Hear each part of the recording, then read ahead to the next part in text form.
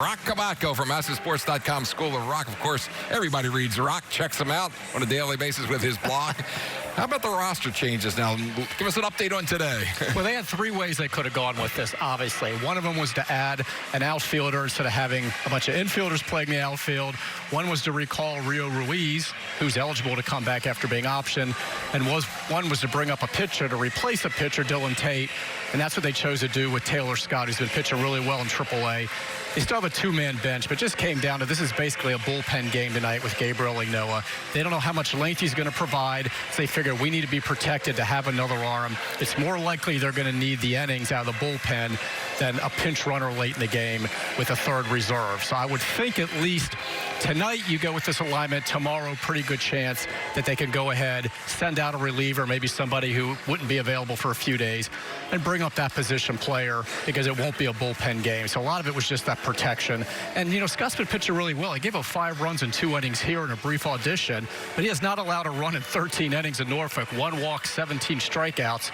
So there's a good chance that, you know, we get to see him at some point. Is it going to be for a day? More? We don't know, but I think there's going to be a position player coming tomorrow. So, Roch, maybe you'll be back here tomorrow with more roster updates. Hey, on a daily basis, I'm ready. Let's talk a little bit about Jesus Xtra at Norfolk. What's going on there? Yeah, the catching depth took a little bit of a hit with this club, and you know he was put on the restricted list on Friday. I'm told it was for a personal reason, and it's indefinite how long he'll be gone. So there's always that chance we don't see him again.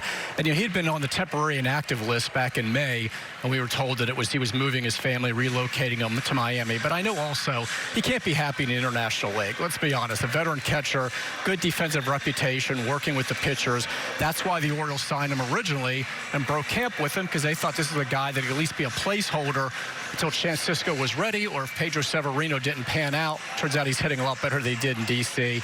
So I'm sure Xtra's frustrated being down there right now. So I'm just told it's personal reasons. It's indefinite. Was actually playing pretty well down there. 283, 333, 364. Threw out 11 of 27 runners trying to steal. But there's no place to bring him up here until maybe September with the expanded roster, when they always bring up a third catcher, and that could be Austin Wynns. There's no guarantee we would see him anyway.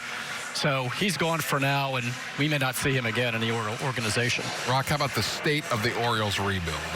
You know, it's not going to take a half season. I just want to say that right now. I can't stress this enough. Hey, everybody in the organization's happy with the 500 July, and they're off to a 500 start in August.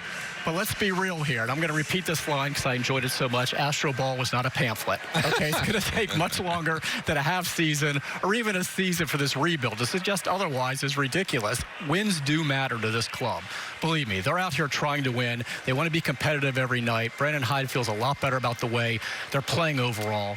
But they still have so much work to do. And it's not just being a player in the international market. They're still adding to their international scouting staff. They're trying to infuse more talent into this organization. I guarantee that spring training roster, you're going to see a lot of 6-year minor league free agents. They're not going to be spending a lot of money. They're still trying to be careful and be deliberate with prospects, certain ones moving through the system. So this doesn't happen overnight where suddenly, hey, they're playing 500 ball. They're going to be ready to be contenders next year. That's just not how a rebuild works. But that doesn't mean we can't enjoy how well they're playing right now, the energy, how much fun they're having. It's nice to talk about 10-7 instead of 7-10. It absolutely is, of course. Check him out on MASNsports.com, School of Rock. Roch Kubatko, always doing a great job covering the Orioles.